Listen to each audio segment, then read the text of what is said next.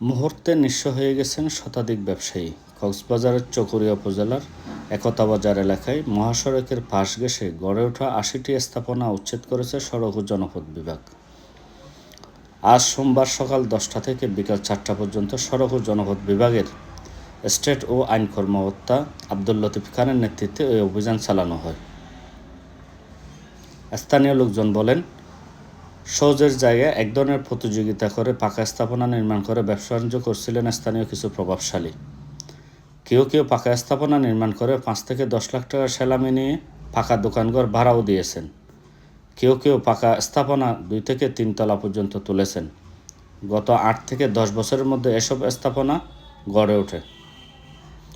সড়ক ও জনপথ বিভাগ চকরিয়ার উপ সহকারী প্রকৌশলী কুতুবুদ্দিন জানিয়েছেন, সওজের জায়গা দখল করে নির্মিত স্থাপনাসমূহ ভেঙে ফেলতে ২ দফা নোটিশ দেওয়া হয়েছে, কিন্তু অবৈধ দখলদাররা তা কানে তোলেনি।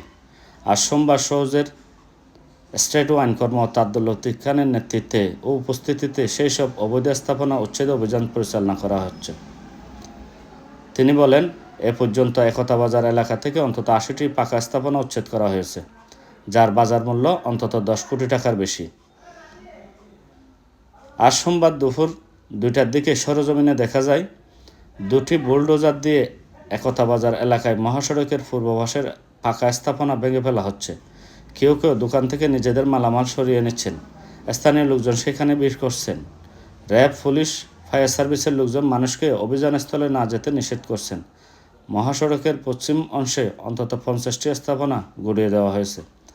চোখের পলকে নিঃস্ব হয়ে গেছেন শতাধিক ব্যবসায়ী।